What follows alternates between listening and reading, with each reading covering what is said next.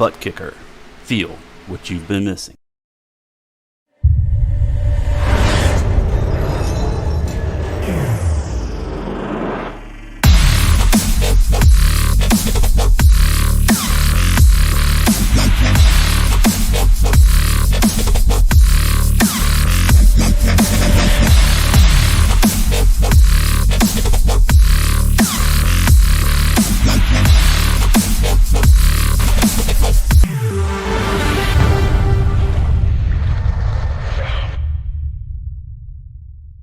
Get yours today at TheButtKicker.com and be sure to use our 20% discount promo code ISCA20.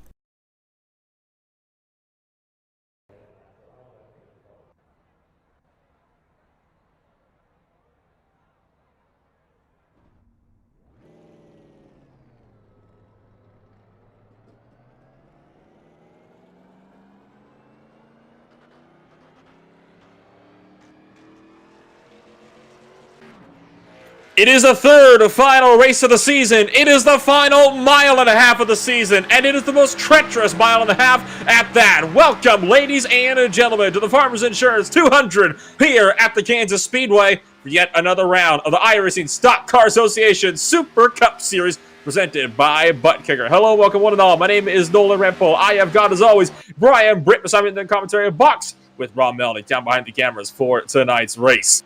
So as we enter the third final race of the season, we are midway through this round of 4 here, and there is still those 4 drivers that are all looking to lock themselves into the round of 2. The final race at finished, Brian, and so far, nobody is safe.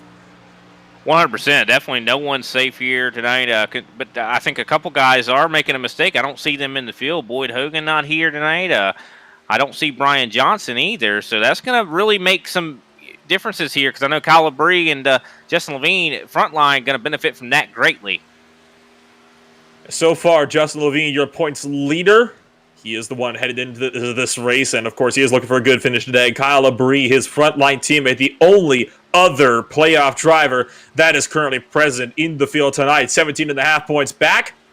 Brian Johnson, not present tonight. A bit unusual for that number 4 car. We've been used to seeing the Gas and Go number 4 being a huge force to contend with here in the top 10 in these last few weeks. Boyd Hogan is again a no-show, but can we really say we're surprised on this one, Brian? Because all throughout playoffs, he has always wanted to come on in and clinch a win at the buzzer just to give a little bit of extra excitement. So I wonder if that's a similar strategy. We might see him come out to play at Martinsville. Could very well be the case, but I don't know if that would be the place you want to really try to secure your win. It's going to be a tough place to race at. I mean, we know it's very chaotic. A lot of short track tippers come out. You never know, especially with lap traffic, him going through that's going to be quite difficult also. But today we got a really good race on our hands right here. So, I mean, but that is going to be an exciting cutoff race there for sure.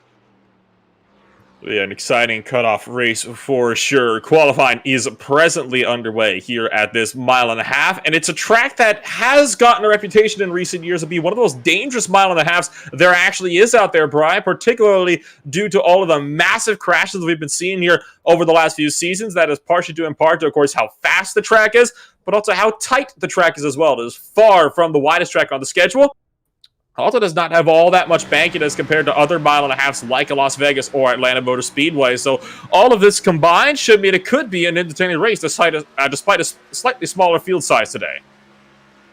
Yeah, for sure. And a lot of these guys are going to try to run near the wall. I mean, that's kind of where traditionally you run here at Kansas. But like you said, it's kind of tight. That wall comes up quick, and I would not be surprised to see some guys go out there and kiss it.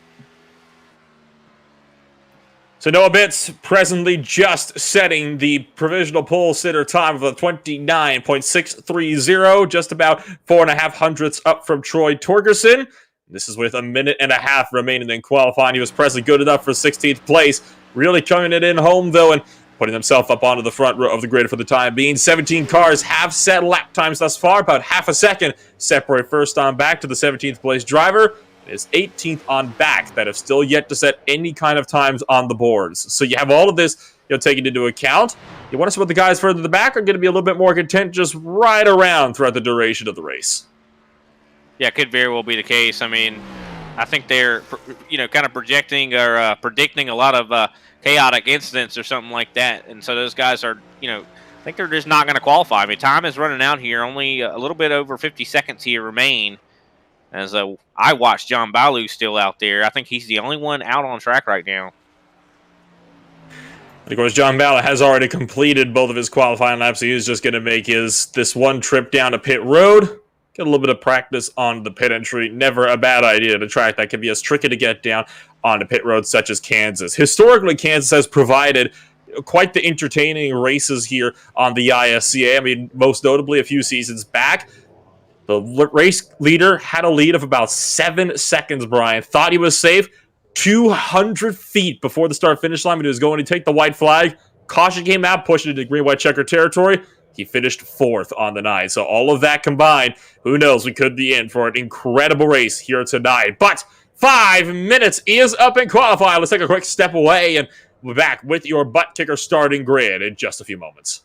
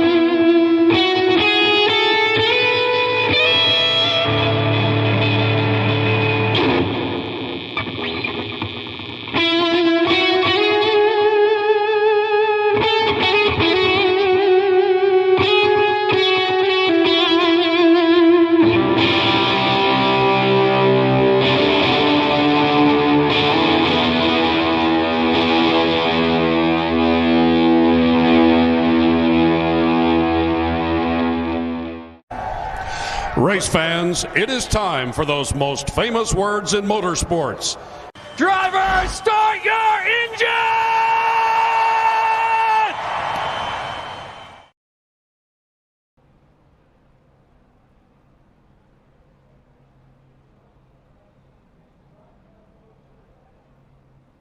So starting on the front row here for the Farmers Insurance 200 at the Kansas Speedway is going to be none other than Noah Bitts. 4.5 hundredths back is none other than Troy Torgerson, who finished on the podium just 1 week ago at Texas Motor Speedway. Jeffrey Souza lines it up P3 with Justin Levine down in 4th. Kyle Labrie sits 5th with David Phillips II in 6th. Chris Johnson is 7th with John Ballo in 8th. Corey Cook and Paul Schmallenberg rounded out the top 10, Brian. Josh Schaffner going to be starting in 11th here. Wayne Grossi been doing very well as of late in 12th. Al Kozlowski in 13th. Chad Sullivan 14th. Greg Wachinski 15th. 16th is going to be John Mullen. 17th, Kenny Powell. 18th, Heath Snyder. 19th, Will Barlow. And rounding out the top 20 here, Brian Littleton. And that leaves, of course, Paul Olson, Randy Drumhiller, Mark Sanchez, and Paul Regni to round out the remaining 4 drivers on this 24-car grid. And, of course, want to give a shout-out as well to ButtKicker for being able to sponsor the series. Don't forget, you get 20% off on all ButtKicker products by using the promo code ISCA20 on thebutkicker.com. So 3 stages, as always, get set to rumble away tonight. Stage 1 is that conclusion of lap 30. Stage 2 at the conclusion is 75. 5 tire sets for the night, estimated 46 laps of fuel. It will not be a factor in stages 1 or 2. Track temperature is looking relatively solid down there at the moment. We're talking just 80 degrees Fahrenheit on the track, 66 in the air. Winds off to the west, bit higher than usual, 4 miles an hour, but still relatively calm winds here for today's race. So overall, a perfect day for 134 laps of racing. What did you say? 100%. I mean, this is pretty cool of a track. I mean, I think these guys are going to have a lot more grip for sure, and they're going to need every bit of it. And this is going to be a slip and sliding type of race right here. I honestly could not agree more. So all that is left to do now is wait, as it will, of course, be Noah Bitts to lead the field through 3 and 4. The pace car is down to pit road, and we thank you for joining us here on a Thursday night. We say, let's go racing from the Kansas Speedway. Bitts with the solid launch. He is off and well and truly clear in front. Souza trying to pounce for second behind. Yeah, already we're seeing a big advantage on that bottom side on the restart there as we see Jeffrey Souza able to rocket by. Kyle Labrie, points battle right now. He is in third.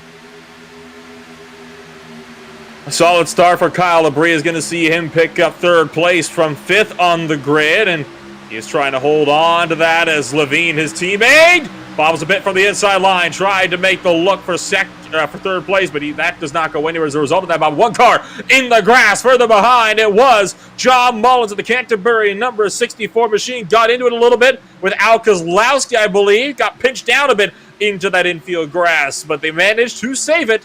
We remain green flag racing here in this one. So it was Noah Bitts to lead the opening lap. Souza, though, doing a good job of trying to run him down. There you can see Troy Torgerson running that top line, trying to keep the guys on the inside at bay as we round out to lap number 3. Yeah, Trey Torgerson looking really impressive right now. Justin Levine able to get clear of him, though, and now the fight is going to be on as we do see a little bit of side-to-side battle. Chris Johnson starting to come into play here on Troy Torgerson. Also Corey Cook in the mix. So Chris Johnson on the 48 car looking for the inside. Torgerson running right up by that wall, though, right where you want to be if you want to carry that momentum off of 3 and 4. And Torgerson looks like he'll be cleared nicely. Maybe not. Johnson maintaining that run through the tri-oval, but he just has no speed on the inside line. Just like at Texas, passing is more difficult than a lot of these drivers would like with this new high downforce, low horsepower package. But that being said, I think it is safe to say a lot of these drivers still prefer Kansas over Texas any day of the week. 100%, but look at Justin Levine, all out of sorts. He is dirt tracking around this racetrack, and I think a lot of these guys are. I think because of this package, it has made it very difficult to get around this racetrack. Battles on for the lead. Souza looking underneath Noah Bitts in the fight. Up in front, the 14 car trying to carry the momentum through turn 2 on the bottom side. Doesn't work for him, though. Bitts maintains the top down that back straightaway, but Bitts not as safe as I think he might want to think. Jeffrey Souza doing a great job in the number 14 car to try to run down Bitts up in front. And that all tells Chevrolet might have some company behind him. As Kyle Labrie looks to potentially make a dive for second place down to the turn 1, and he is going to make the lunge. Yeah, and it's so difficult to pass here because, like you said, it's so high downforce. So every time you get out of sight of that draft, I mean, you're just going to lose so much more speed. As you could clearly see that. I mean, Kyle Labrie not able to make anything happen. And now a big run from Jeffrey Souza, starting to get really close up to Noah Bitts.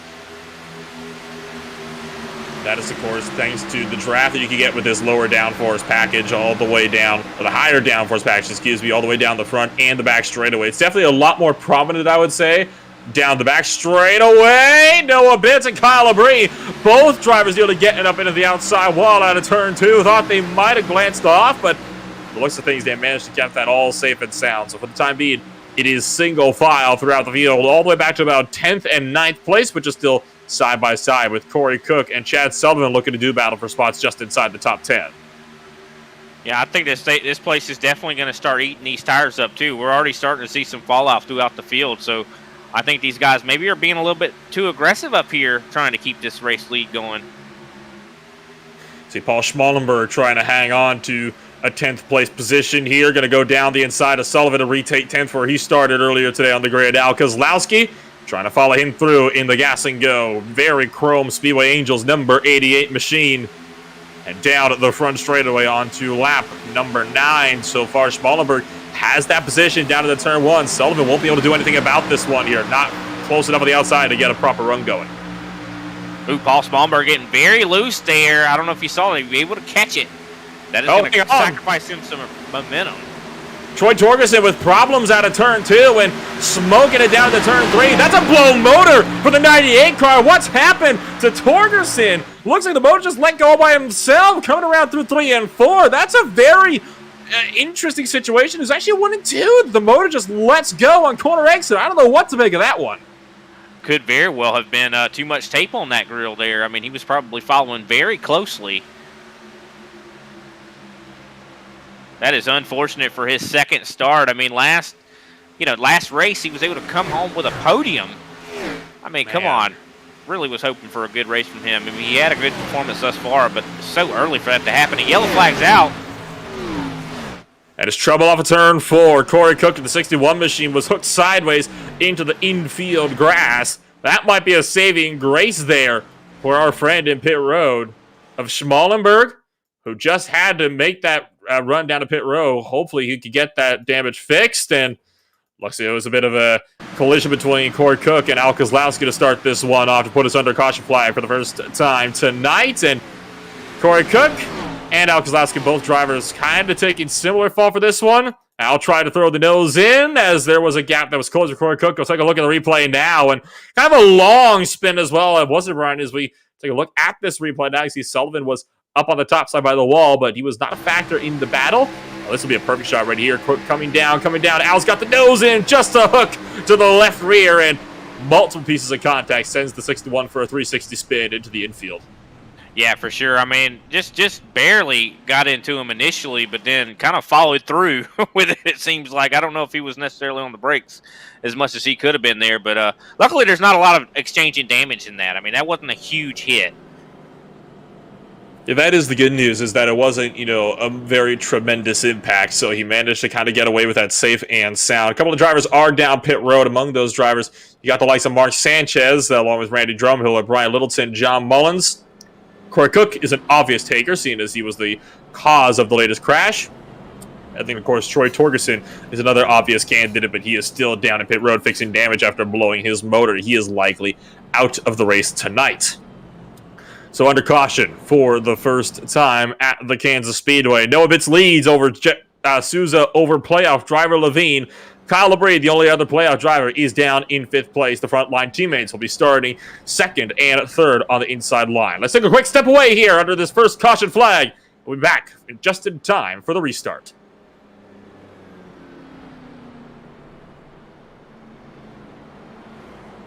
ButtKicker. Feel what you've been missing.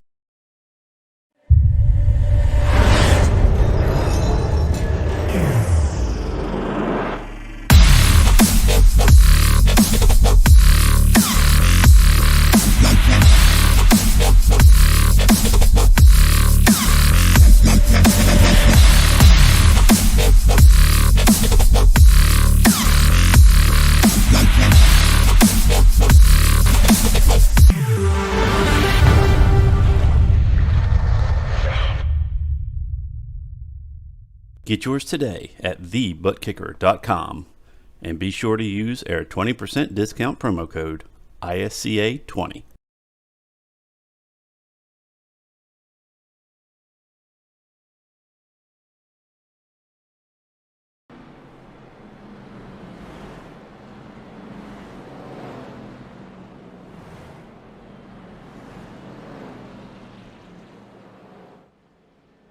And still under the caution flag here at the Kansas Speedway for the first caution on the night. If you are just joining us, welcome to the Farmers Insurance 200 here at the Kansas Speedway. 3rd final round here of the ISCA Stock Car Association ButtKicker Super Cup Series.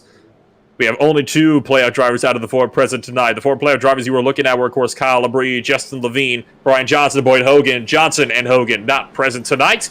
It is only the frontline teammates of Levine and Labrie that are both present here at this track tonight. Caution flag came out for a single car spin. Corey Cook took a slide through the infield after being tipped around by Al Kozlowski out of turn number 4. Lights are out in the pace car, and we get set to go racing once more. I definitely think it's going to be some exciting racing. I mean, there's a lot of different strategies going on out here. I mean, some guys pitted, some guys didn't, some guys used those tires.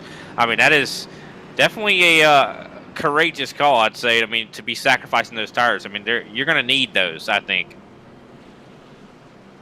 I could not agree more. I mean, for Corey Cook, it was a bit of an obvious choice. He took such a massive slide and just smoked up all 4 tires. He really had no choice but to come down to get another set.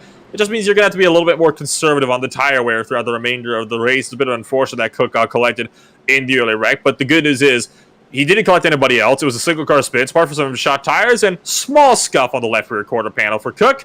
He's going to get away with that relatively unscathed, so he should be able to have a decent run here, especially on the guys that didn't come in pit road up in front. Could make for a crazy restart. Yeah, I think it definitely will make for a crazy restart. We could even see some wheel spin or some tire spin here. I'm kind of curious, though. I mean, I feel like if anybody was going to make a gamble like that, I think it would have been a Justin Levine or a Kyle Labrie who are really going out for the points. Well, with Johnson and Hogan not present, they are pretty much safe to make their way up and easily into the round of 2. They just need to get themselves safe and sound throughout the rest of this race. Green flag is back out. We are underway for Kansas Speedway. Al Kozlowski on the bottom side, you saw in the back, did not go. And that checked up the entire inside line from about 8th on back. There's a hornet's nest of cars out of turn number 2. The top grouping has gotten away nicely. It is so far just that bottom grouping that is kind of having some struggles. You see Levine pushing right up next to the wall, side by side with frontline teammate, but also playoff competitor Kyle Labrie. Oh, wow. Oh, big. That was close. John Ballew almost got into Kyle Labrie there. That was so close. That was a close call indeed. Labrie having to check the mirrors a little bit as he came back up onto the racetrack from the apron. Ballew was able to clear nicely from Labrie out of turn number 3. Up front for the lead, Justin Levine looking up the inside of Noah Bitts. And you can see Kyle Labrie having some struggles further in the back connection-wise, but it's going to be Levine to go to the point. That's the first lead change on the night. Yeah, while that's all taking place, I mean, just like you were saying with Kyle Labrie blinking a little bit, he almost got into another incident, though. Looked like Jeffrey Souza almost got into the back of him, but had the wherewithal to ride the brake a little bit. So luckily, these guys are on the edge here. John Ballew, way close to the wall.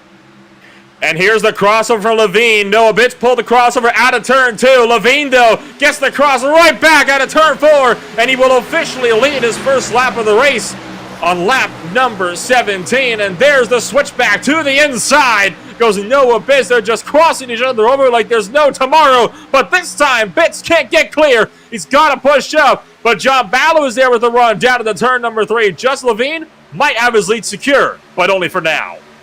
Ballew is just so fast up there on the top lane. He gets so close to that wall. I mean, he's running this thing like Tyler Reddick or something like that. Wow, what a race this has been thus far. And Justin Levine able to secure that lead. But like you said, for how long? As we see Kyle Labrie starting to fall back here. As Noah Bitts, actually Kyle Labrie and Noah Bitts starting to fight a little bit here. And Bitts is going to tuck back in line. Gives up that spot to Kyle Labrie. So Levine starting to pull away a little bit up in front, as we can see from this little chase camera here. But of course, you never know when that could go all sorts of awry, as Labrie still struggling with some minor condition difficulties. Bitts looks for the inside.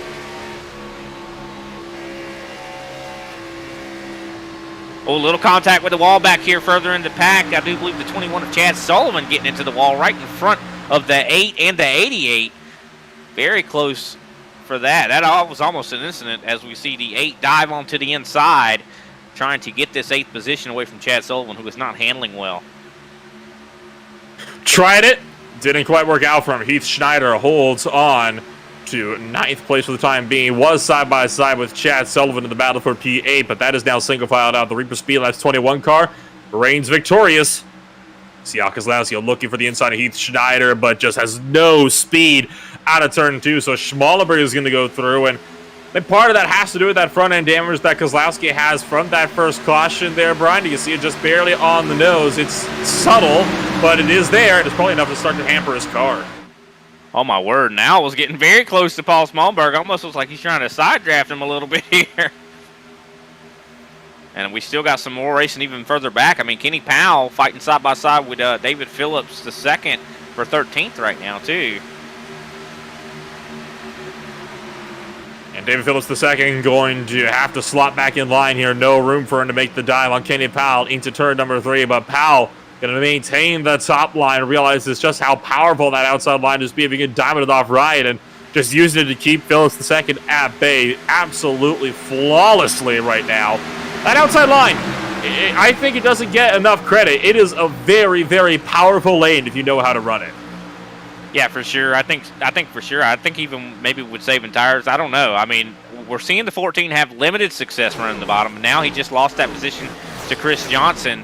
And now Chris Johnson making a run here on Josh Schaffner. So, I don't know. I think you can run down there for a little bit, but I don't think you can do it for long.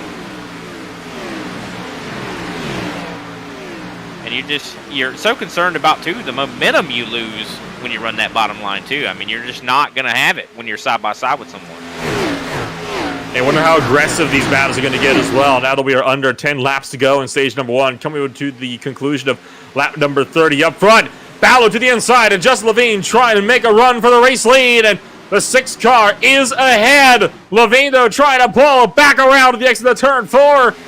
And it looks like Justin Levine will just take that spot at the start-finish line back away with 6 to go in stage 1. Ballo's got a lot of speed, but it's just like I was just saying. I mean, literally, he can't make a run on the bottom here because Levine's going to be able to run away on the top. I mean, he loses so much momentum. So, I mean, Levine's doing the right thing. Just protect the top. I mean, it's just almost like you do it any other mile and a half. You protect the bottom. Here, you got to protect the top. Oh, and look at that. He actually is able to clear the slide job, and it almost didn't work out. Almost was a wreck there. But now Baloo has the top lane. This could be his advantage. Can Levine get clear? He's trying it, but it's not going to be enough. Sliding up, gets into John Ballo, but Ballo pulls ahead. Ballo nearly goes into the wall, but he manages to clear just in time in the battle for the lead, and Ballo rocketing away as Labrie shoots up into 2nd place. Wow, what a race. Saw some slide jobs. I mean, I'm telling you, they're dirt tracking it out here. As we see Holy getting cow. really close to Labrie here, trying to give him a push, maybe to push him up there to Baloo. I think it's too little too late. The damage was done when he slid all the way up in turn 2. Levine should have bowed out. He should have just let him have that spot, try to reset and try it again. He only cost himself. He had to lift off even more to avoid putting Ballo into the wall. A little bit of a battle going on back here. I know that, we definitely want to focus on front, but I know Brian Littleton managing to get around Kenny Powell here as we see the 15. Also, Will Barlow starting to give them some trouble. So the racing is not over, even though it kind of has settled out in the front. Oh, into the wall, Kenny Powell. Just grazing that outside wall through 1 and 2. Never a thing you want to do, so to speak. The walls can certainly bite, and they can bite hard. But as you come to 2 laps to go, pit road now closed, this time by. And it looks like it is pretty much all well settled here. But Justin Levine has gotten by Kyle Labrie, so who will get those very important playoff points, for sure. Stage points, I should say. But I think John Baloo just got him a stage win. Oh, yeah, by a mile. No question about it. Labrie falling back even further as Noah Bitts going to try to make the charge and pick up a 3rd place finish. Watch as he pushes up, though. They're going to be 3 wide, almost out of turn number 4. Schaffner's the checkup. Here comes Chris Johnson shooting around the outside line. I think Schaffner was just being smart. He was just like, I'm not, nope. But Schaffner now side by side with Chris Johnson. Can Johnson get a run? Looks like he does. That top lane is just so good. And look at that. Even Jeffrey Souza able to get a spot back here. And could the 8 follow through with Schaffner locked on the bottom? Meanwhile, John Baloo out of turn 4. He will win stage number 1 by a country mile. And coming to the stage, Stage 1 is now complete as the caution flag flies once again. What a great first stage. I can't wait for stage 2. I mean, I'm sure the excitement's going to ramp up even more. You and me both, Brian. You and me both. Well, as stage 1 is at its close, let's take a quick step away, and we'll be back with stage number 2 in just a few moments.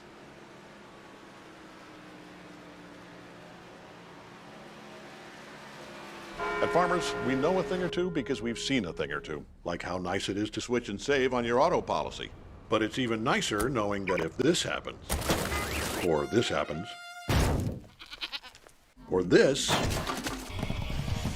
or even this, we've seen and covered it. So call 1-800-FARMERS to switch your auto policy, and you could save an average of $470. Get a quote today. We are farmers. Bum, bum, bum, bum, bum, bum.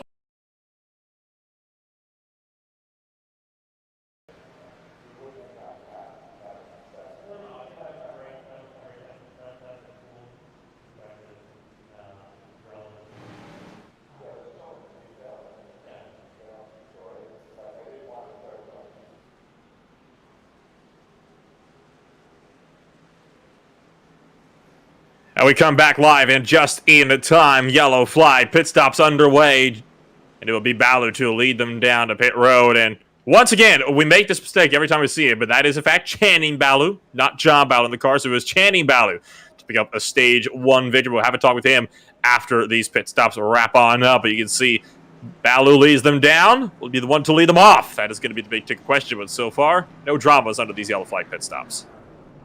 Well, a little bit of drama there. Actually, Chris Johnson missing his box majorly. Had to back up.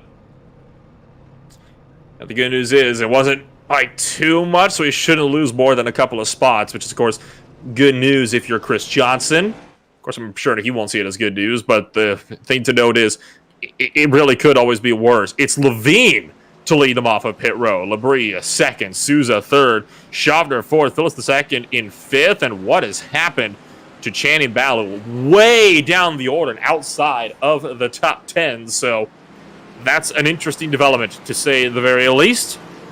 And you know what? It's a development that we will be able to actually give him a chat about in just a moment here. So in fact, let's bring up your stage 1 winner. Channing Baloo joined us up here into the commentary box. Channing, this is Nolan. You got a copy? Yeah, I got you loud and clear. Well, we'll start with the elephant in the room. What went wrong at the pit stops? You let them down first. You didn't exactly lead them off. Forgot to click my tires. All good. I kind of shot myself in the foot right there, didn't I? Oh, well, all the same, you managed to get yourself back out there. I see you're coming back down pit road, likely to rectify the issue. But if I may, I would like to kind of talk about that battle you were having with Justin Levine. You were really giving him a run for his money, and you managed to take stage 1 by a mile. You reckon you could have a go at it for stage 2? We're going to be back in traffic a little bit, and I started to feel a little bit of, aero tightness, and I kind of started going to the bottom there just to get the car freed up a little bit, and I don't know. It's one of them deals where if we can get through traffic in this short little 30 laps that we got, that we'll be all right, but if not, then we're just going to ride a little bit. And sometimes riding a little bit is all you need to do. There's still 100 laps to go, so you've got plenty of time to work your way back up through the order. That outside line definitely seems to be the place to run, though. A lot of people are at the bottom, slowly migrated up to the top. Do you think that's going to be the story all race long? Yeah, I mean, that's going to be the hard part, is getting to the top and completing a pass.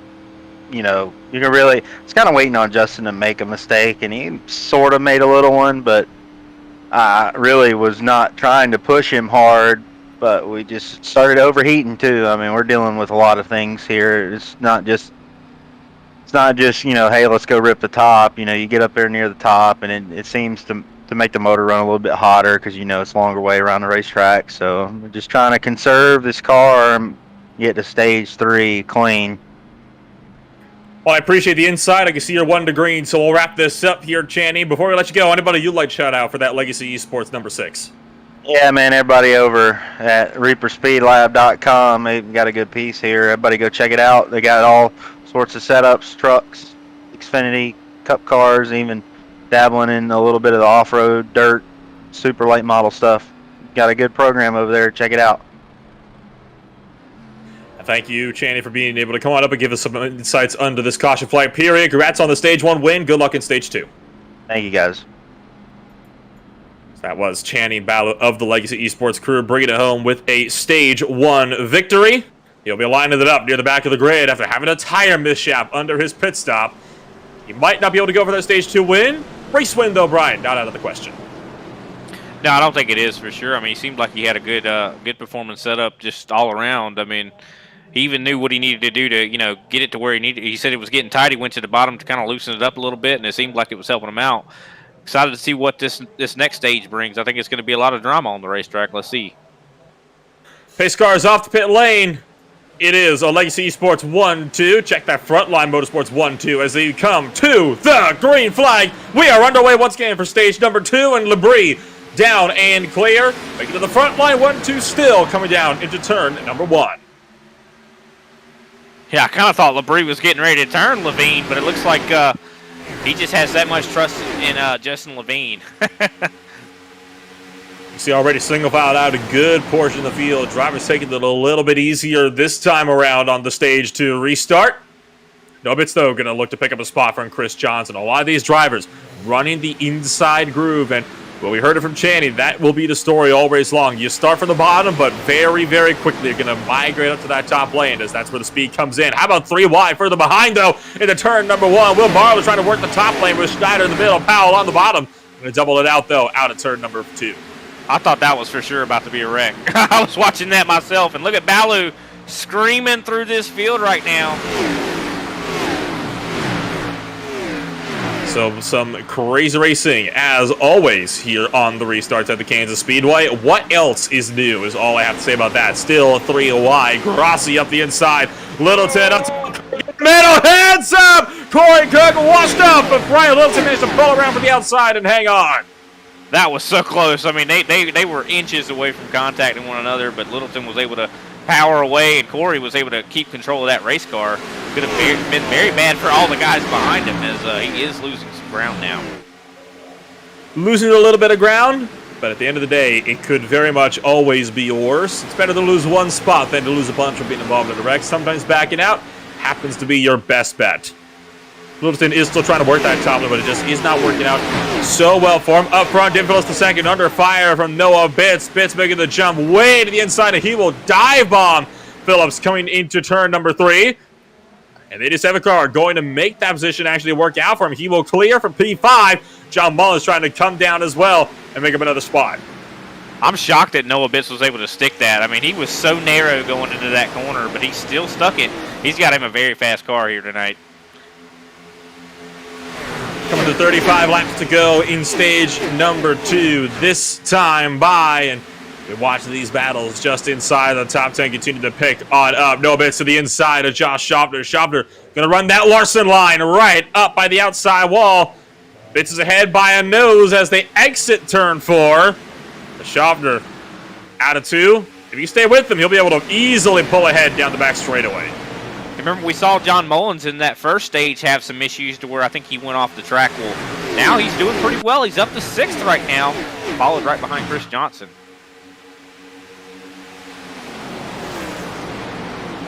You see Al Kozlowski also right in the back. Kozlowski picked up a 10th place finish in stage number 1. He has a bit of a slide, though, out of turn number 4. So Kozlowski is looking to improve on a 10th place finish, which is good news for him, especially since he still has that damage for that opening caution on the day. He's going to go 3 wide, though. Grossi down the inside. Phillips around the top. Here comes Channing Ballo down the inside line. Out of turn number 2. There's still 3 abreast all the way down the back straightaway. Wow, what a race. I mean, Channing Ballo making such a run here, but this is helping out Wayne Grossi a little bit, pushing him by these guys. So I definitely think he's going to be very happy with him. But now David Phillips, the second, starting to get a run on the top side here. Looks like maybe the top line's starting to come in now. You see Channing Ballo, that 6 car, has been doing a great job to dice his way up through the field. We talked about him earlier on in the Stage 1 coffee. We were talking to him. He was not terribly confident he'd be able to go for a Stage 2 win with how deep in the field he was, but he's already back up into the top 10, so tell you what, his Stage 2 hopes have probably been just reinvigorated here with this massive charge he's been putting on to mount through the field.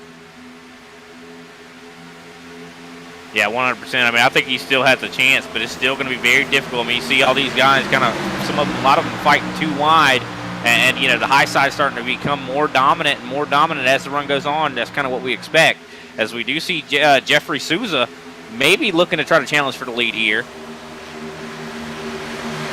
Thinking about it, looking for the top side, will have the run as they exit turn at number 4.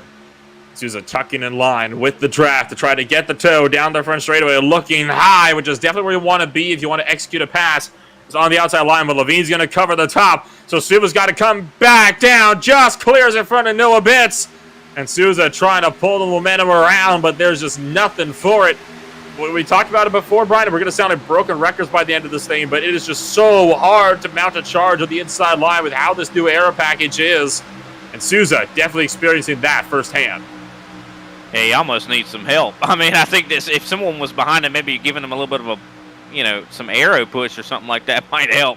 Noah Bitts could do that, but it looks like Noah's going to try to get it for himself, but I think he's going to run into the same wall that Jeffrey Souza's been running into. And look at that. Channing Ballew up to 6th. And he's going to cut down the inside of Josh Schaffner and pick away yet another driver. They're closing in, though, on Justin Levine for the race lead here as they're still side by side for a second. This battle for the lead could heat up here in just a moment, and we are still not even halfway through this thing. This goes to show just how wild of a track Kansas Speedway is, no matter what series you tend to race here, but especially in the Cup cars. Bitts wash it up! Look out for Jeffrey Souza, just backs out in time to avoid running into that mayhem number 14. Yeah, that was close there, very close.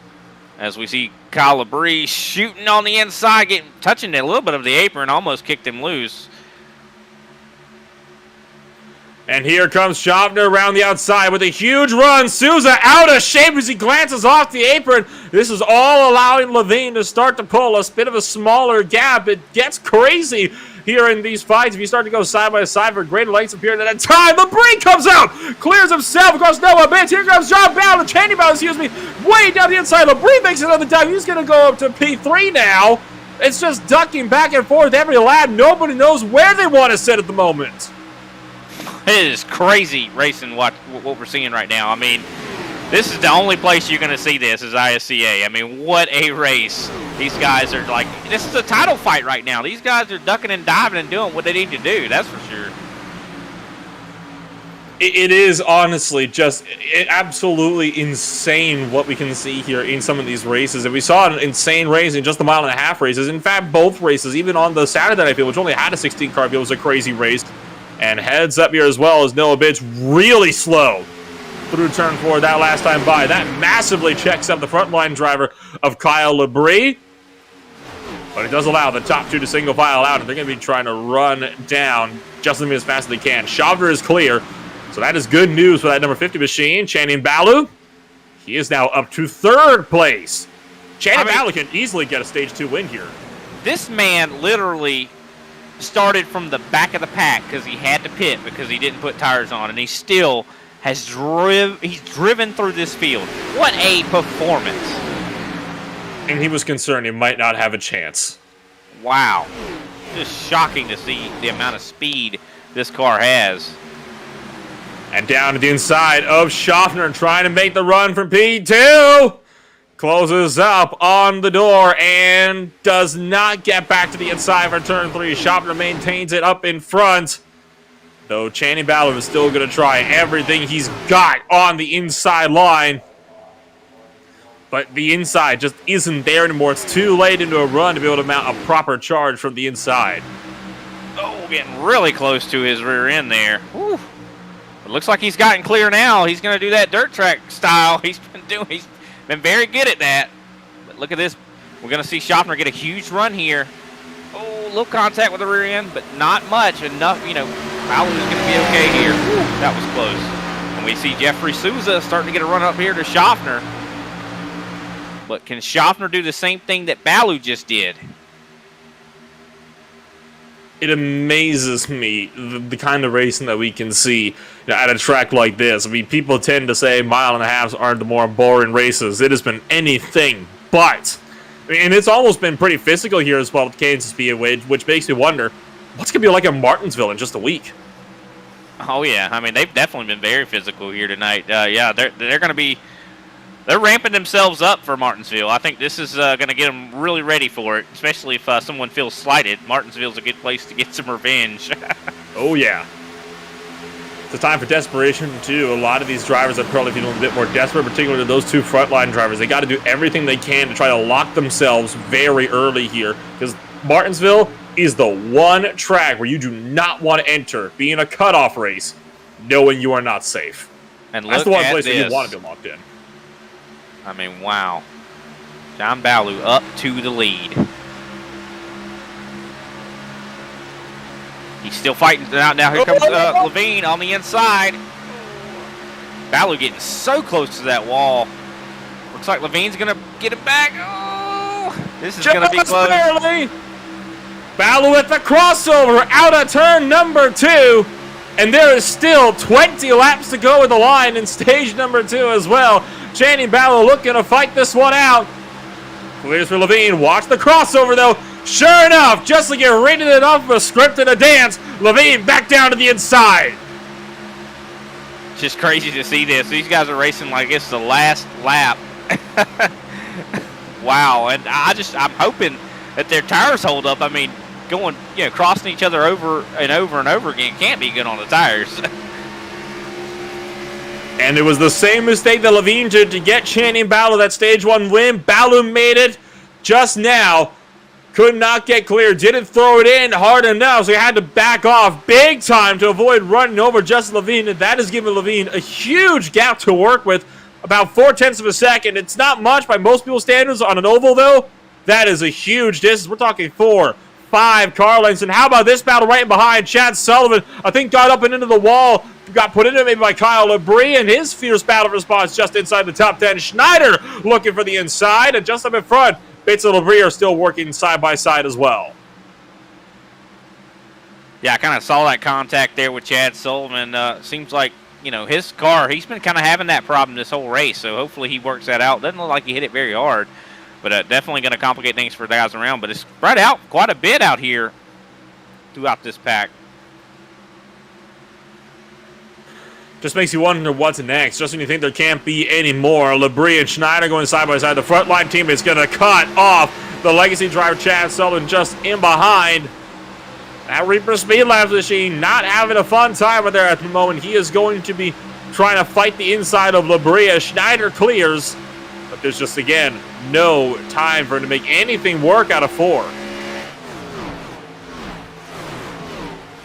Yeah, 100%. I mean, Schneider now maybe be able to pull away here from Kyle Labrie. Just hold that high side, kind of defend it. I mean, that's what we've been seeing this whole race. Chad Sullivan really getting close up to the back bumper of Labrie. It's like a who knows at this point in time, right? I mean, you just don't know what's going to happen. These races are volatile, and caution flag is going to fly. So a crash somewhere on course. Do you believe it looks like Greg Wyszynski. Yeah, you caught it as well as I did. He was in the middle of a battle with Wayne Grossi. There's heavy front-end damage on that number 5 car, and it was contact between himself and Wayne Grossi. Take a look at the replay now, and, well, Brian, you walk us through it. Yeah, for sure. I mean, it looks like Wayne Grossi just got right up into the back of Greg Wyszynski and turned him right into the wall. I mean, that is a big hit, huge contact with the outside wall. His race is going to probably be pretty hurt after that. Talk about just being hooked. Went hard into the outside wall, about the worst angle possible. And shout out to Mark Sanchez, who just barely managed to scramble around there. Him and Paul Olsen both had a bit of a close call. So it's a couple of very scary moments for drivers out there on track. You don't quite know where to go, so you just got to go for the best gap possible. There you see the look on board for Grossi. Grossi did take the responsibility for that one as well, so that kind of tells you all you need to know. Yeah, 100%. And I definitely believe that he has a butt kicker. Yeah. I mean, we might need to check on him in the infield care center. I mean, that was a hard hit with that outside wall. So the caution flag is out for the second time on the day. Well, technically the third time on the day, though one of those was for a stage. Second time for an incident. So we've seen so far total of 3 cautions on the day. The track temperature still remains at an 80-degree temperature. And nobody electing to take you down pit road for your lead grouping. It's a very curious call there. You'd think you'd want to come down pit road, considering how long you've already been out there. Yeah, you would think so, but I think a lot of these guys don't want to lose this track position. They know how important it is. But I don't know. We'll have to wait and see. I mean, you would think someone would gamble and take a trip down pit road, get those fresh tires, and really have an advantage. You think, but then again, racers find a way to, kind of make something new. Well, it's definitely going to be difficult on these guys right now because they're on such worn tires. I mean, I would not be surprised to see some guys lose it even on the start. So the caution flag is out for the 3rd time today. We'll take a quick step back, and we will be back with more action for the Kansas Speedway in a few minutes. At Farmers, we know a thing or two because we've seen a thing or two, like how nice it is to switch and save on your auto policy. But it's even nicer knowing that if this happens, or this happens, or this, or even this, we've seen and covered it. So call 1-800-FARMERS to switch your auto policy and you could save an average of $470. Get a quote today. We are farmers. Bum, bum, bum, bum, bum, bum.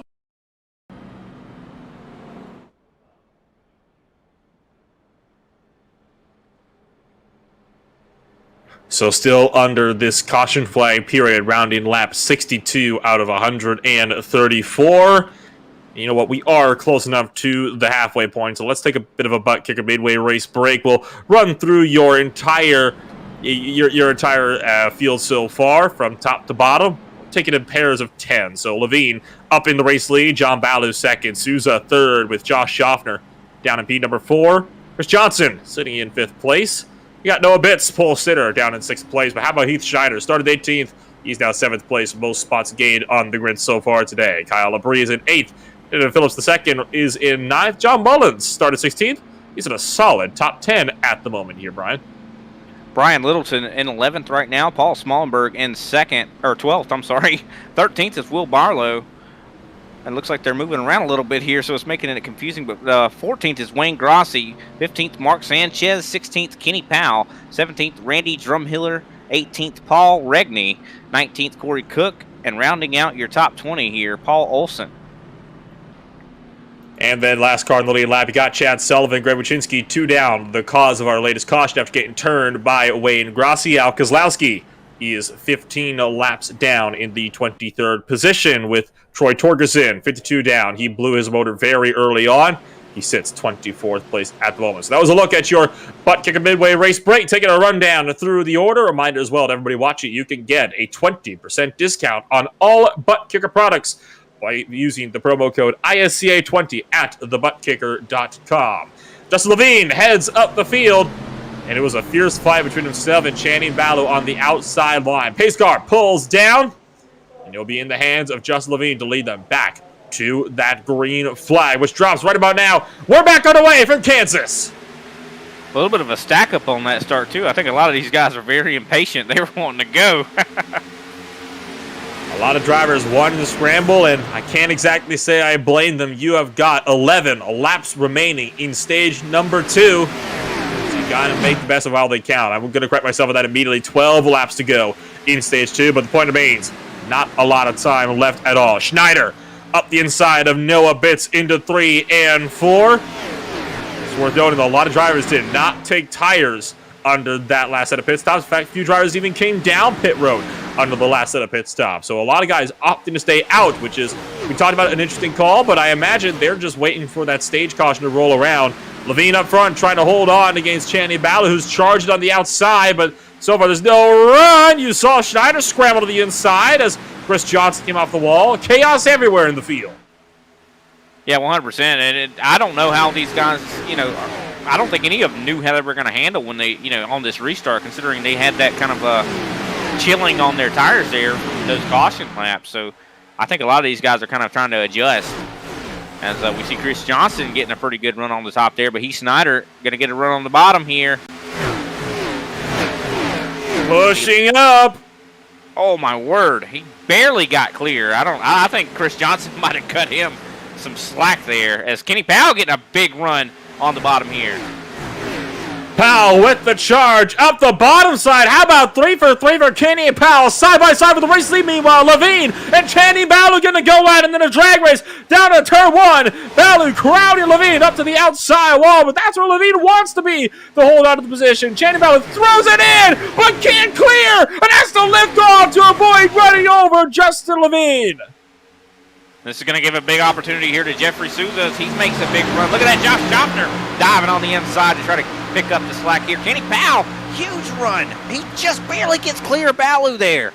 Oh, and he's one of the few drivers that came down for tires, so he is running on 28 lap pressure tires than anybody else in the field. The way he's charging, this is Kenny's stage to lose. Yeah, I think he's definitely got the speed to do what he needs to do. He's got the tires to put that car wherever he wants it. He's going to have a disadvantage when it comes to, if he pits, he's going to probably end up having to pit at the end of the stage. But it would be definitely a great thing to see him win this stage. And I think Levine, it's just a matter of time before he's going to have to deal with Powell as he comes up on him quickly. Just 2 tenths behind and closing fast. I'm predicting either this or the next lap. Powell is going to break free. And look at Kenny Powell looking for the bottom side. Out of turn 2, side by side with Justin Levine. Kenny Powell trying to go for a stage 2 victory. And diving it into 3 and 4. Kenny Powell is going to go to the point. Yeah, I don't think there's anything that Justin Levine could have did there. You can't really stop someone that's on pressure tires like that. Not safely, at least, as we do see some more side-by-side battling back here. Is Channing Baloo going to be able to get back around Jeffrey Souza? Oh! And clips the wall, and look at how far Souza scrambled. Wanted to make sure he was safe in case there was a spin. Channing Baloo and try to come back at Jeffrey Souza. Souza with a bit of a slide out of 3 and 4. And that gives Baloo the run around the outside line. Here comes Heath Schneider, wanted to play spoiler with 5 to go. Yeah, I'm surprised Souza was able to save that. He got very loose there, was sideways, but recognized it early enough to correct it. Now Paul Olsen coming into the mix here. 43 car must be on new tires also, as he is driving around these guys like it's nothing. Absolutely. He's just been, just rocking it around these drivers, and it just makes you wonder where this pace was, earlier in the race. But it's those little runs later on that I think he was trying to save up for. Be conservative in the early stages and push really hard later on when everybody else is vulnerable. That's typically a very wise move to do, whereas everybody else, they're going to typically want to run, a lot harder early on rather than, take it nice and safe. Paul Olsen, we talked about him having some pace. He is now up to P3, which I believe is a new season high for Olsen when it's not in the pit stop window. And I believe, check my notes here, he was one of the other drivers that came down under the latest caution period to get tires.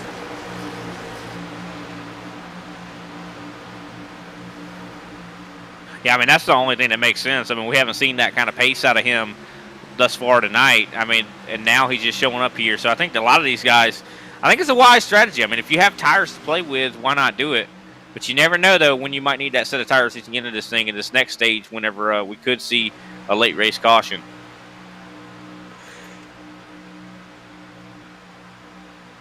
So 2 laps to go in stage number 2. Pit road is closed.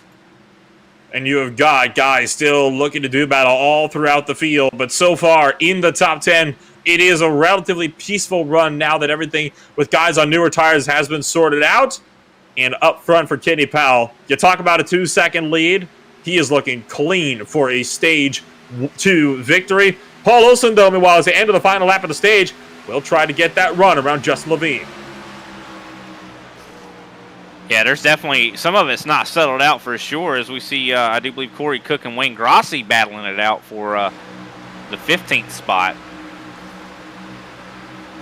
Of course, 15th place, not for stage points. This is just to decide where you're going to be entering pit road in this latest stage 2 caution. And for Kenny Powell, though, out of turn number 2. I believe this could very well be first ever stage victory for Kenny Powell, bringing it home here at Kansas. Yeah, he did a great job here tonight. I mean, for sure deserves it. I mean, he's had so many, problems out on the racetrack and has shown a lot of speed. He just seems to get involved with some other stuff, that other people have on the racetrack. And tonight it doesn't seem like that's the case. I think he did a good job. I mean, hopefully he's able to bring it home with at the end of this thing too. So Powell with the pit call under the latest caution with about 12 to go, restarting in stage 2. Manages to come home and take a stage 2 victory. We'll take a quick step away. We'll be back with the pit stops under the yellow flag period in just a moment.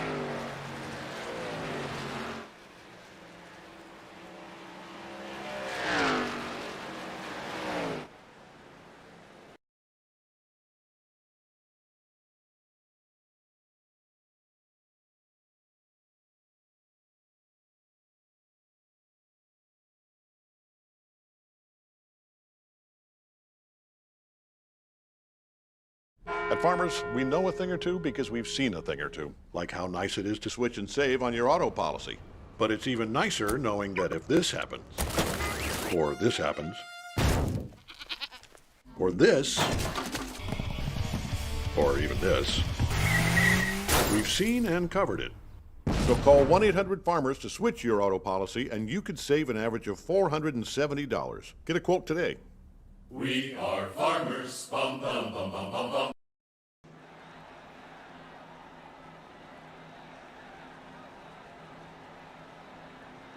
Pit stops underway under the yellow flag. Kenny Powell led them down. He is in, taking 4 tires and fuel, as will be the call for everybody else under this caution period. Does Kenny Powell, though, lead them off of pit road? That's going to be the big ticket question for the 24 car. A long stop, though, for the 24. He is not going to be making it out of pit road in time. Yeah, that is unfortunate. It looks like Justin Levine going to be able to win the race off of pit road here. Channing Ballew able to pick up some spots on pit road there. Channing Ballew able to pick up spots, and he will be starting a bit further up the order. Good news for him. Looks like he'll be starting P3 so far here in stage number 2. So let's see if we can't bring on up Kenny Powell, your stage 2 victor. And Kenny, it was a pit call that won you that one. Was the goal always to try to go for the stage 2 win? I guess so. I thought about pitting in the middle. So, yeah, I went for it. I got it. It was good. It's going to screw me if we have a late race caution, though. Well, you're, of course, hoping for not having a late race caution, but there have been no flags in both stages so far, so you never know. The trend could continue, but it's been a bit of a fierce fight, particularly in the midfield all race long, and you were right in the thick of it, I know, in stage number 1. What's it been like from your perspective?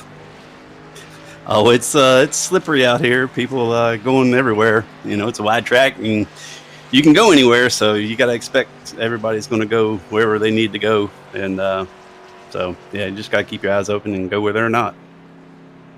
So what is going to be the plan for you coming on forward here into the rest of this race? You still got a decent amount of time to go, and I imagine you're probably already running the numbers in your head.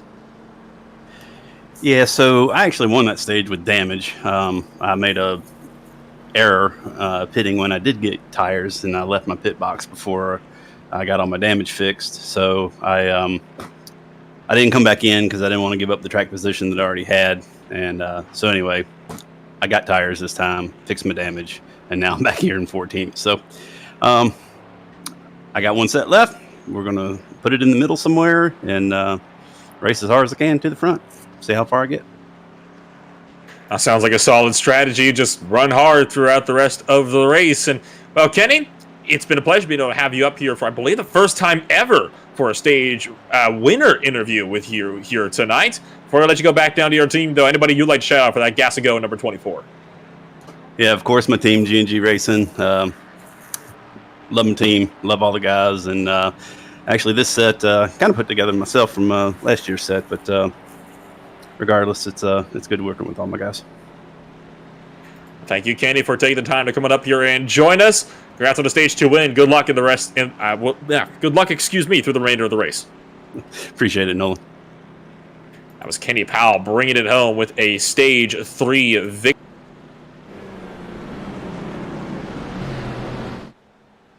Whoa. Sorry for the technical difficulties, folks. Looks like Nolan left us for a second there. I happened to move the wrong person out of the channel, that person being myself.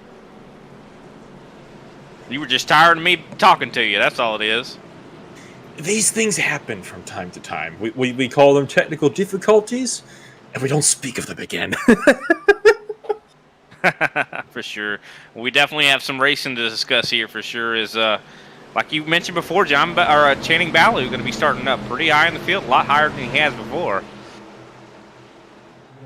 And he will be starting up on the outside pole position for Channing Baloo. Levine on the inside pole sitter. Green flag drops. A huge checkup, though, as the restart was left late.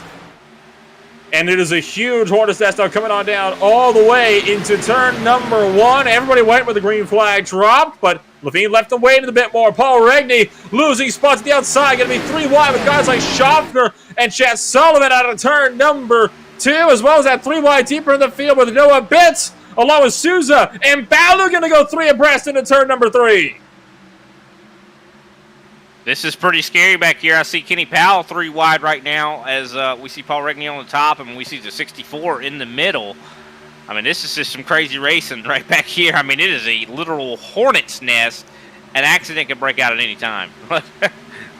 It's only going to take that one little touch, and it's all kicking off up at the front of the field as well. Noah Bitts trying to gun for the race lead again. Just completed the pass on Souza for 3rd. Trying to make a run at Levine now to go for the race lead before that outside line can come in proper. But already, Levine carrying that momentum out of turn number 4. He still leads the stripe. Look out, though, for Channing. Baloo closes up. He'll give a bit of a nudge to just Levine coming into the turn number 1. I mean, it is crazy racing all over this racetrack. As soon as these guys get new tires, they turn into Superman, and that is exactly what we're seeing right now. And what a race. I mean, these guys are fighting so hard, tooth and nail. This is why I love this league. I mean, you guys, they don't play around. These guys are some of the best on the service.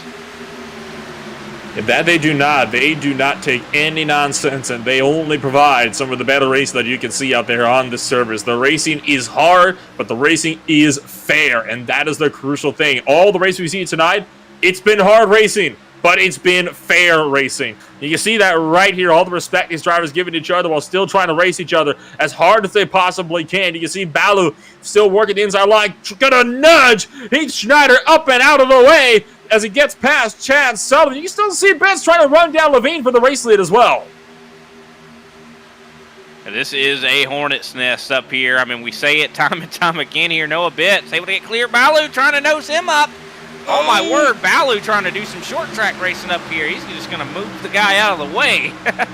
And 3 wide for 2nd place. Schneider clears for 2nd. Bitts is trapped in the middle, though. Look out for as Channing Baloo pushes up and off the apron right as Bitts started to come down. And once again, side by side for the race lead. You don't know where to look. Schneider leads his first lap of the race.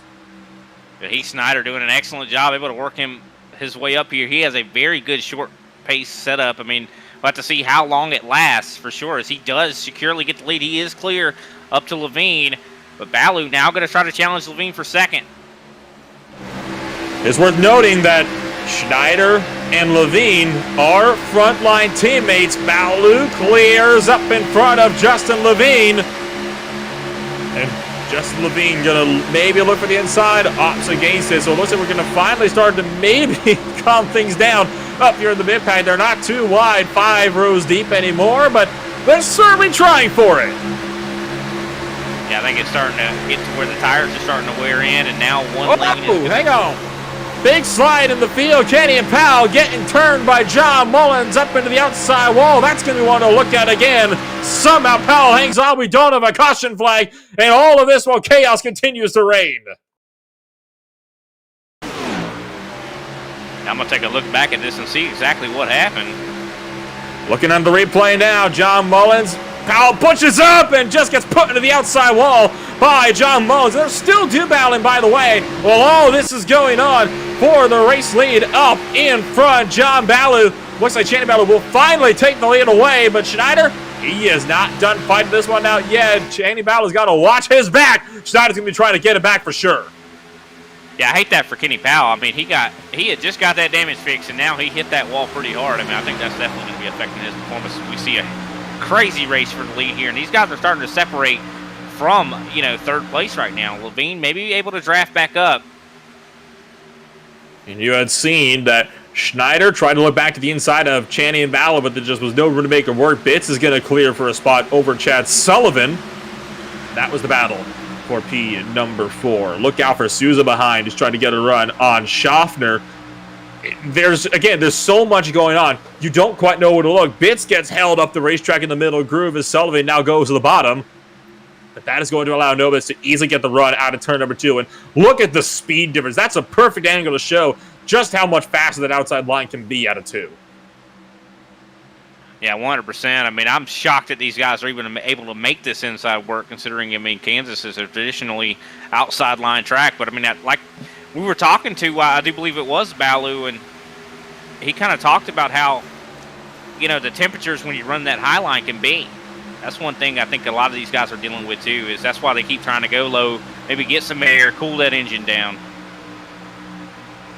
I couldn't agree with you more. That's what a lot of these drivers are saying, and that is why we saw Troy Torgerson kind of find himself in a really bad situation. Early in the race, I saw his motor blow up. Look at Schaffner now going to pull the outside around Jeffrey Souza. Souza's just pinned on the bottom and can't go anywhere.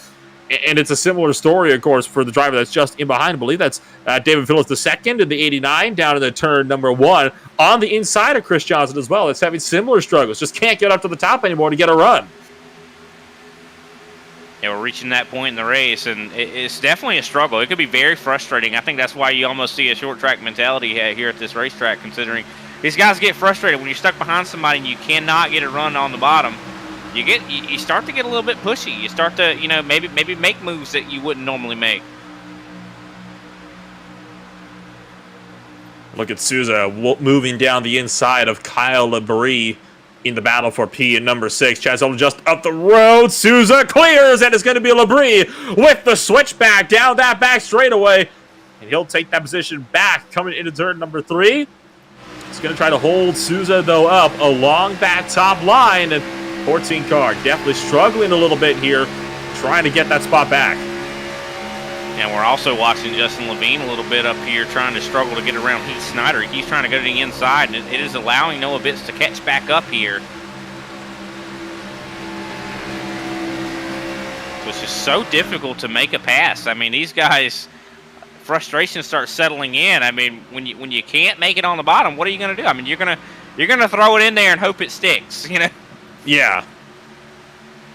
And I think that's what it might come down to on that final lap of the race, especially for some of these guys that are trying to desperately secure their ticket up into, a playoff spot. They do not want to be that one guy that is not safe coming into Martinsville. You can see guys like Justin Levine still trying to work the inside line. Levine do battling with his own teammate now for that second position. Levine needs to finish as high as possible.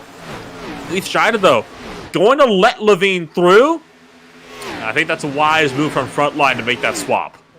I was about to say, I bet Levine's on the radio and in whatever Discord, whatever they're doing. I'm sure he's on there. He's saying, "Hey, let me go, man." If he's his teammate, I'm sure that he's saying something to him right now. As Bally's starting to put a pretty sizable gap now on these guys. A little bit over 0.6 here.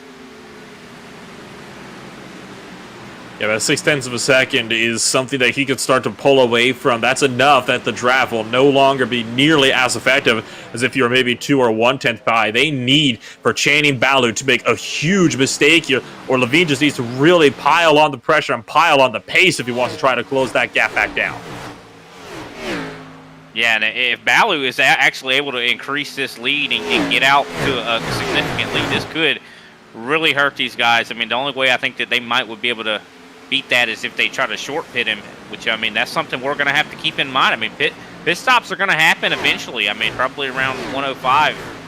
I think somewhere around there. We talked about our drivers early in the race.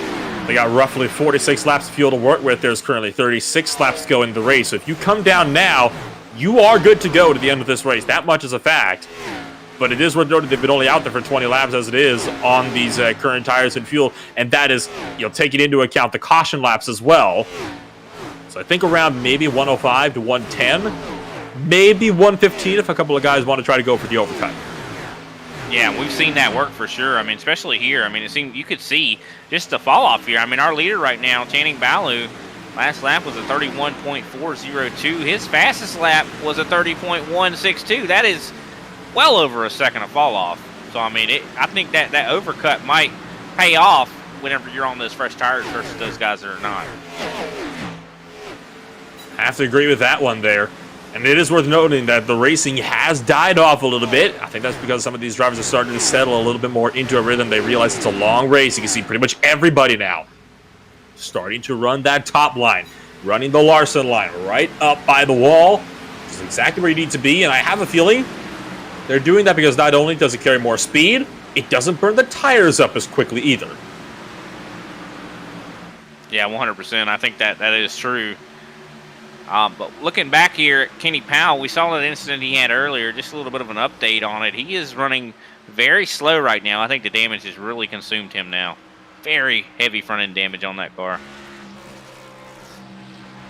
You see right there, unfortunate to see him get a Stage 2 win and, have that issue. Yeah, absolutely. He was looking, set to maybe make a run-up for Stage 3, but unfortunately, to getting that damage fixed, I think that's what did him in. He had to start so far down the order, and that's what's kind of put him in that compromised position anyway. Look at Labrie, way to the inside, trying to get a run on David Phillips II. He ends up losing a spot, though, to Josh Schaffner as a result. Unless he's coming to pit road. Yeah, I think he's coming to pit road. I was about to say, I think we're seeing the first of the green flag pit stops here. Yeah, you're right. He is in pit road, so Labrie comes down. He is the first of the drivers to make that dive onto pit road right around 102. You called it right, Brian. Right around that 102 to 105 mark. They're going to come in. Well, it makes sense. You want to try to split the run in half. I mean, just to be on the freshest tires as much as you can. But, I think we'll see some variance, though. I mean, not everybody's coming down right now, so I don't think the floodgates are completely open. We'll have to wait and see when exactly everybody's going to start coming down. I think once this leader, John Baloo, or Justin Levine, I think once those guys pit, I think that's going to signal everybody to come down. Looks like Jeffrey Souza might be preparing to go down pit road. He slowed down a little bit to let Chad Sullivan go. That's one thing about, this racetrack, it being so top line centric. When you go down pit road, it's a little bit more dangerous. You don't know if you're going to have somebody trying to go under your inside. Yeah, right. Which makes a bit more risk. But that being said, if you see a guy looking down, to your inside into turn 3 at the end of a fuel run, odds are they're coming to pit road that time by.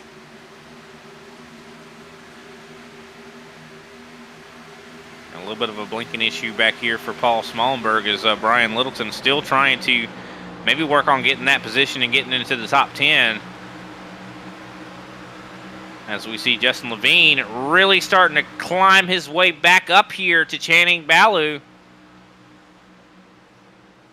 He hasn't been doing a good job. Justin Levine has been steadily closing in the gap to Channing Baloo, just working at him lap by lap. So the question is, when does Levine come in? Now that he's so close to Channing Baloo, I'm coming in as soon as possible, to be quite honest with you. Get the undercut, get the speed out in front before Channing Baloo can try to come on in as well.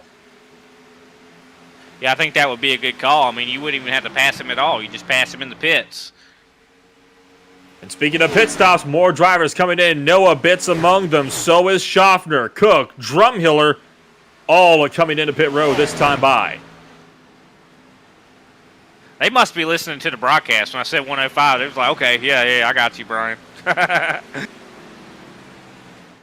Is now lap 106 on the boards, and still got some drivers, a lot of drivers that have yet to come on down. We continue to watch this battle for the race lead. This has huge potential, Brian, to be decided in the pit stops. We've seen this before. They will be very, very close when they come into pit road, and there's going to be miles between them on exit, and that is time that is never run back down. Yeah, and we haven't seen anybody lock themselves in, into the top 2, and I think Levine has a good chance of that right now. I think he really needs to, how good would it feel to go into Martinsville knowing you don't have to lock up a win, that you've already done it? Exactly. Well, and that's the thing, right? Because it's so difficult to judge if you're going to be safe coming into Martinsville. You don't know how the point situation is going to look. There's over 60 points up for grabs, and there's another 5 guys down on pit road. You got Mark Sanchez, who is just leaving his pit stall, but other than that, guys that just came down. You got Chris Johnson, David Phillips II. You've also got Paul Schmallenberg, Brian Littleton. They are all down pit road now. So the leaders are losing time to all of these drivers now that have come down pit road. They have a couple of seconds to work with, but you and I both know that's not that long when you're talking about running down 2 seconds lap quicker on fresh tires. But we did talk about the over. If you're overdo it, you go a little bit later. That way you have newer tires. I mean, it could pay off for them. I mean, they are losing time right now, but they could gain it back with just how much better their lap times are going to be if they stay out a little bit longer. I don't know, though. I think any time now they're going to be coming down pit road. I am still very shocked that they haven't come down already. It's honestly a big surprise to me. You thought they would be among the first guys to come down. Here comes Jeffrey Souza down pit road. So Souza coming on into pit road this next time by.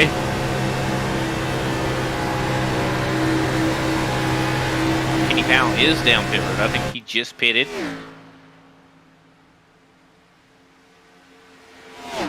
And here's the move for the lead. Levine up the inside of Channing Baloo, trying for 3 and 4. But again, we've talked about it before. You just cannot get a run on the inside line. Not on worn tires like this. It's so impossible. It is unbelievably difficult to try to get a solid run. I don't really know why Levine's wasting his time right now. I just would pit. I would just be like, okay, and then pass him on pit road.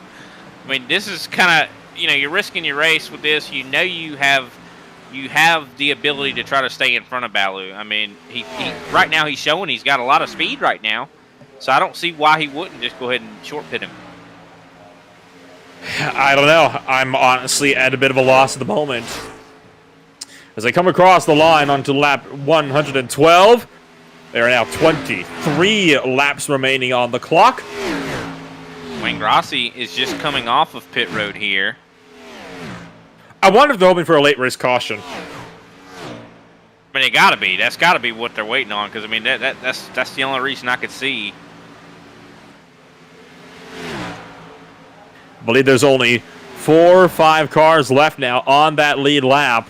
Make it 4. Yeah, Baloo and Levine, the obvious 2. Bally for the race lead at the moment. You got Heath Schneider and then Will Barlow. Everybody else behind them has already come on down to pit. So all these other guys, they're definitely going for that overcut. But again, if I'm Justin Levine, I'm not taking the chance that Channing Ballow comes down first. You're right there. You have the speed on the old tires. Come on in and get the fresh. You're going to be that much quicker. You're only hurting yourself by staying out here like this. Yeah, I almost feel like I think he's losing sight of what the strategy should be. He sees Channing Baloo there. I think that's like a carrot on a stick. He's like, I want to beat him on the racetrack. But I mean, I don't know. It might not work out in the end here. Is getting closer now to 20 to go. And it will be 20 laps to go this next time by at the line. Does either driver come down this time? No, they still stay out. I'm watching Channing Ballow's back end starting to kick out a couple of times as well off of turns 2 and 4, but turn 2 in particular seems to be his weak point. I think that's where Justin Levine is trying to capitalize with him here. And they're now in lap traffic, is worth noting. You've got Greg Wachinski just up the road. Levine gets very loose there on that out of that last corner. And this is the thing that's going to slow them down even more, is with the lap traffic. They're all going to be much faster than them. They're going to have to give way to them and lose time because of that. Yeah. So, by the way, the gap, or the pit lane delta is around 40 to 41 seconds. The first car, 1 lap down, 36 seconds back. They are no longer going to be your race leaders after this pit stop run. Yeah, I'm not sure what their frame of mind is.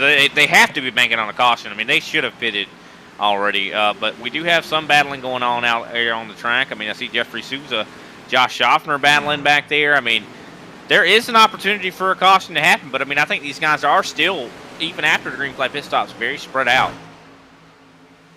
So the way this is all looking at the moment, by the time the pit stop cycle through, if I'm reading this right on my timing screens and where its predictions are putting these two drivers, they could be as far down as 6th and 7th by the time they leave pit road, with how much time they're losing on track to these guys with newer tires. They're going to have a lot of the guys out there on the fresher tires, though. That is worth noting. They're going to have, 10 lap pressure tires. Do you think they can run down all that lost time, though, in just such a short amount of time left in this race, under 20 to go? I don't know. I mean, it's definitely possible, but I mean, they are running out of time. I don't see why they haven't already pitted. It's just crazy to me. With I don't know, with the rest of the race, I don't know if they could make it all the way back up to the lead like that. I mean, I don't. They have to be banking on a caution, and it's slipping away, and they're sticking right with their strategy. It seems like. Will Barlow finally bails out of waiting for a caution from 4th place. He comes down, and he will go yet another lap down. Heath Schneider is the last of the 3 drivers that have yet to come down among your top 3. I tell you what, if a caution comes out, though, this certainly will have paid off. But, I mean, if I'm a guy like Justin Levine, I don't know how willing I am to take that risk. Well, he's already taken it, it seems like. I mean, he's got lap cars chasing them down, and they're definitely not handling the best right now. I mean, speed-wise, they're definitely very slow compared to everyone else, and it's just, I don't know if a caution is going to come out. I mean, it just does not seem likely right now. This is such a gamble here at Kansas. And here we thought Vegas was the gambling capital of the world. Apparently not. Today, that falls to Kansas Speedway. I'm pretty sure Kansas used to have a casino, didn't it? Yeah, the Hollywood Casino 400. It was like, I actually believe it was up in the facilities over in Turn 4 at one point. I might be thinking about Kentucky. I think they're bringing the gambling back. That's for sure. Right. Heath Schneider is the next driver to bail out. He has made the call. He is coming in this time by, and Heath Schneider down to pit road, leaving just your top 2 that have yet to pit here in stage number 3. They cannot make it to the end. Estimated 46 laps of fuel. They're running on lap 44 right now with still 13 to go. No way they make it back and save enough fuel to make it to the end of this race. Justin Levine low on the track. Coming to pit road. So Chaney Ballow, look out, Ballow! Ballow misses pit road! Chaney Ballow misses the pit road! And Justin Levine makes it safe. Chaney Ballow will certainly have a penalty for that. Chaney Ballow might have just thrown his race away. He definitely did just throw his race away for sure, but I think both of them kind of threw their race away in a lot of ways. So I mean, I don't think Levine's going to be able to win this race. I think they literally were at their last. That was the last ditch effort there. I think really the race for the win here is going to be probably Noah Bitts, Jeffrey Souza, Chad Sullivan. They're all right there. And Noah Bitts sacrifices the lead to Jeffrey Souza. Souza goes to the race lead. Bitts in second, Sullivan third. And it is all gone wrong for Justin Levine and for poor John Ballow. Levine comes out in 10th place, but still dropping back outside of the top 10. Talk about shooting yourself in the foot. Yeah, there's no way he's going to be able to make up this time. I don't care how fast he drives. I mean, these guys are just so far from him right now. I mean, 10 seconds back to Justin Levine from the lead. I know he's going to have fresher tires. He's going to be quicker than them. You're not running down 10 seconds in 12 laps, though, on just 10-lap fresher tires. That's not how that works. Yeah, I mean, the fall-off we've seen thus far has been a little low, probably closer to, pretty high above a second there. I mean, you just can't make that up. I mean, you'd have to be turning like 2 seconds a lap, faster than everybody every lap. And I don't think he could do it. He has to hope for a late race caution. That is the only way his race is going to be saved at the moment. He made the gamble that there would be one, and there wasn't. And it cost him. And there might be guys that did take tires that might not have tires left, so could be a benefit for him too. I don't know why you would want to compromise yourself like that when you are in such a critical championship battle. I mean, he had the points lead coming into today. I'm pretty sure he'll still come away with this with the points lead, but it's going to be so significantly reduced since Kyle Labrie is at the moment going to be finishing up several spots in front of him.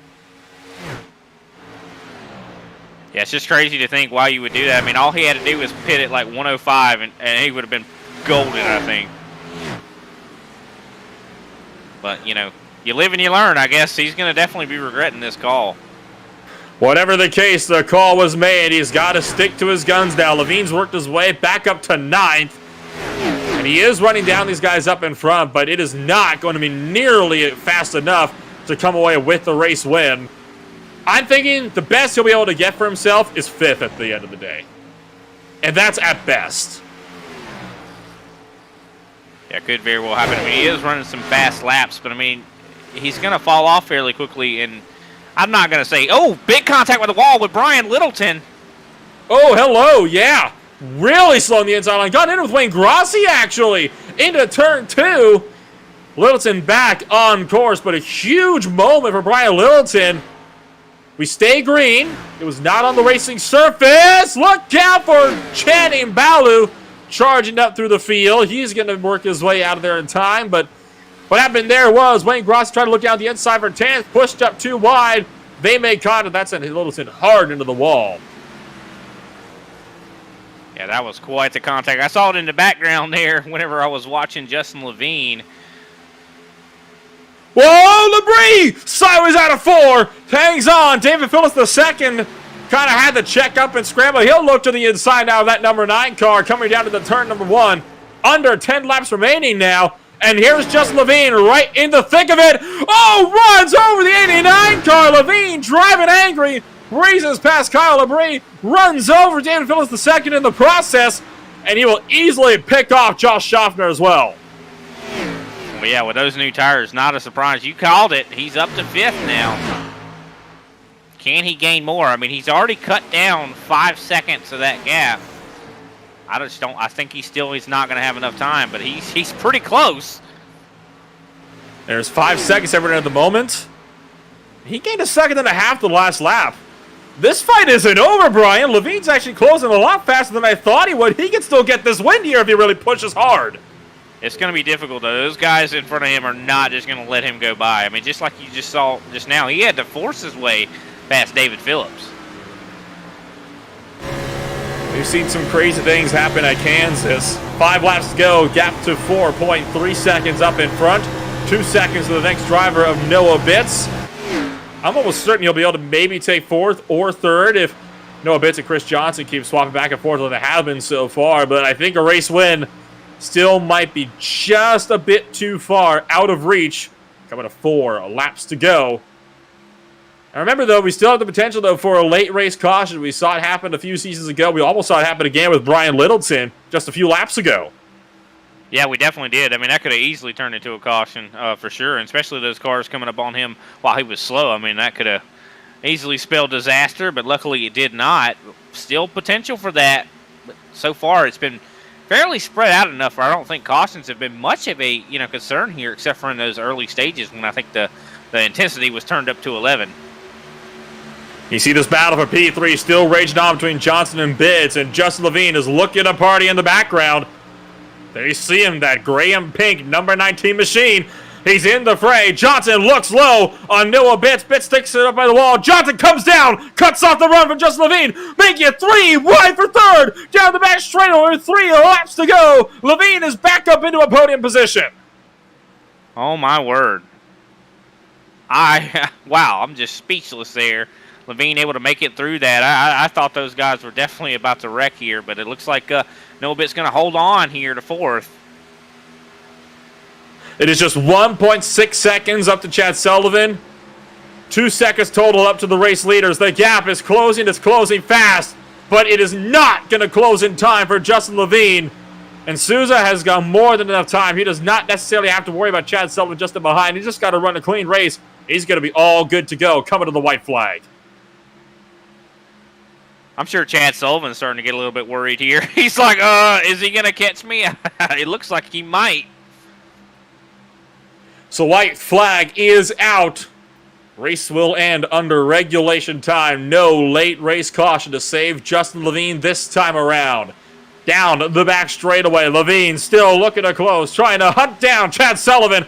for a second place finish. The gap, a quarter of a second. Levine looks low, and he's got the run on Chad Sullivan, and it's going to breeze past. He'll pick up second place. Out of turn 4, though, Jeffrey Souza takes a race victory over Justin Levine. But one more lap, Brian, Levine would have gotten him. No doubt about it. But a well-deserved win there for Jeffrey Souza. Excellent work from him. I mean, but, definitely a great points day for Justin Levine. I mean, he did finish the highest out of the playoff drivers, and, wasn't a win, wasn't going to lock him. He's not locked in, so he still has to worry about Martinsville. There will be no playoff drivers saved coming into Martinsville, meaning it will be a heads-up grudge match in the world's fastest paperclip. The half-mile short track coming up in 1 week's time. With all the cars across the line, though, still got a little ways to go here at Kansas. Take a look now at your official post-race results here from the Farmers Insurance 200 at the Kansas Speedway. Jeffrey Souza takes the race victory, but just half a second over a charging Justin Levine. Chad Sullivan picks up third. Noah Bitts in fourth. Chris Johnson down in fifth place with Heath Schneider wrapping it out in sixth. Schopner in seventh. David Phillips the second in eighth. Kyle Labrie in ninth. And Paul Schmallenberg finishes where he started, down in 10th place.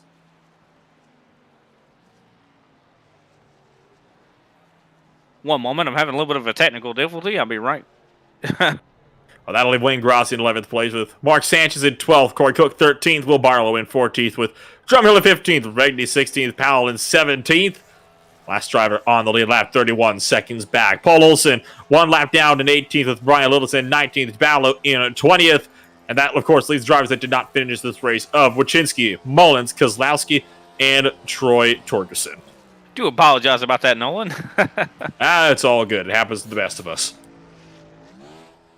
An insane finish then overall here from the Kansas Speedway. You can see Souza definitely enjoying himself, burning it down on the front straightaway. So while we are waiting for Jeffrey Souza to come up and join us, let's start working through our podium. But this time we'll start from the bottom, and we will work our way up to the top. We'll start it off with Chad Sullivan bringing it home. A third-place finish, Chad, and when you started 14th, I didn't think it'd be the best of days for you, but hey, you come home third. That's not a bad result.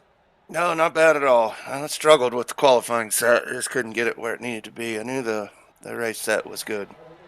Thanks to Reaper Speed Labs, they put a pretty good car underneath me. So I think it was a much more of a crazy race than what we saw at the Texas Motor Speedway. What was your take on it, though? It was certainly an entertaining one, to say the least.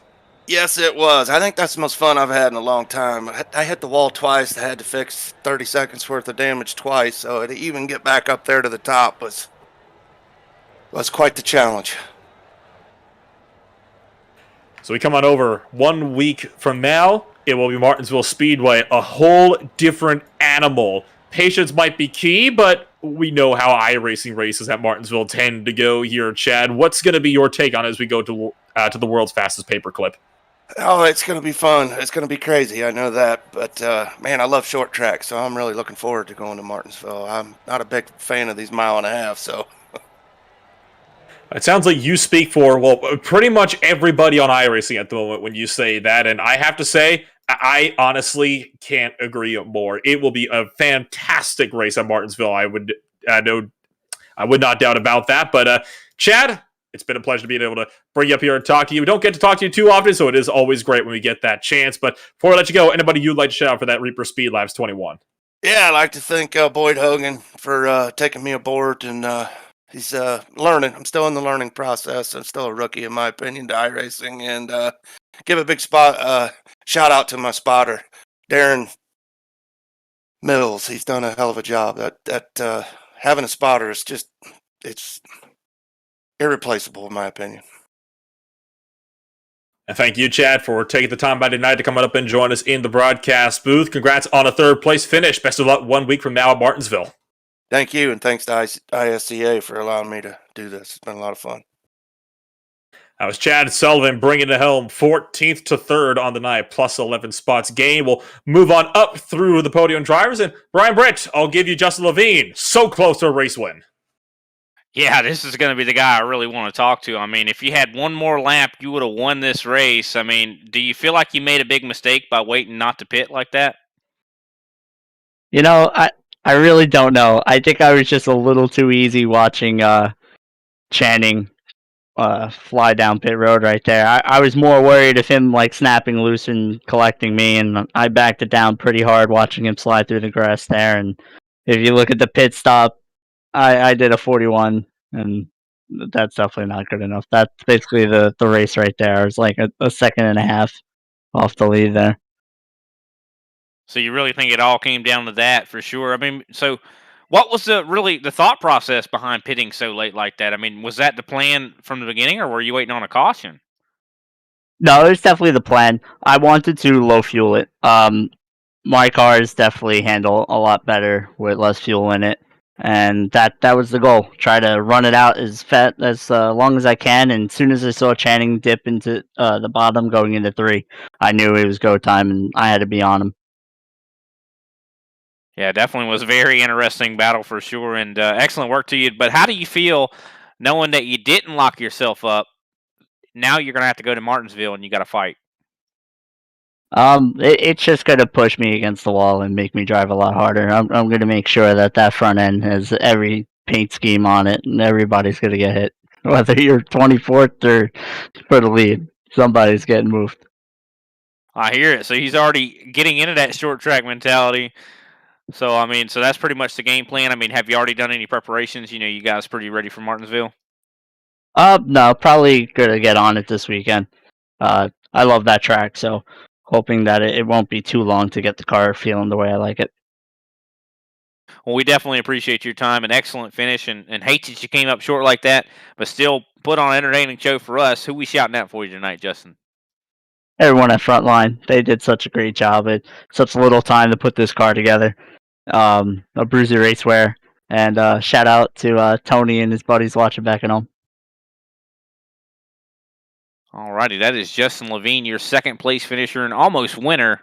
Back to you, Nolan.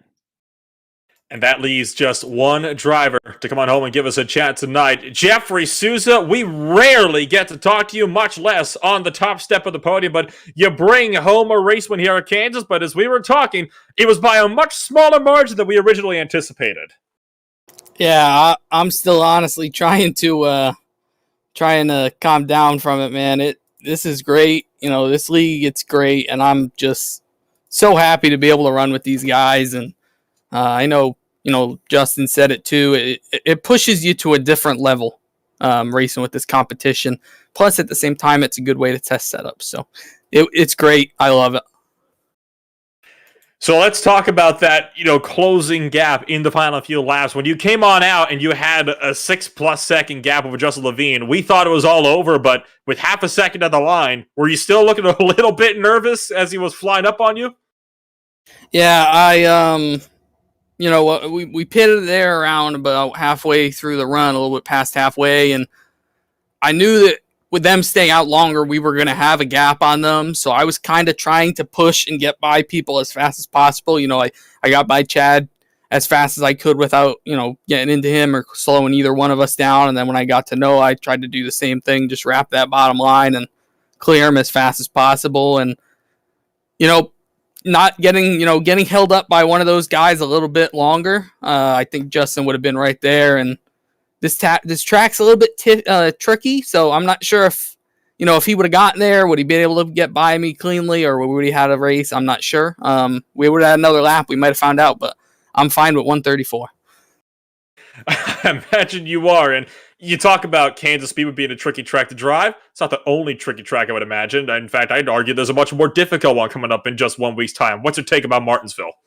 To be honest, not a big fan of the heavy braking short tracks. Yeah, I like the Richmonds, I like the Iowas, I like those like cookie cutter / hybrid of 1.5 miles in a short track. But the heavy braking ones, I'm not great. I usually slide the nose a lot, so should be interesting to go there. I know a couple of our guys are working on something tonight already, so should be interesting to see what we have going there next week.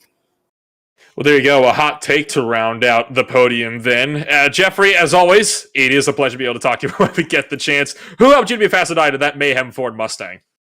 Yeah, I just got to shout out everyone back at home, mother, father, brother.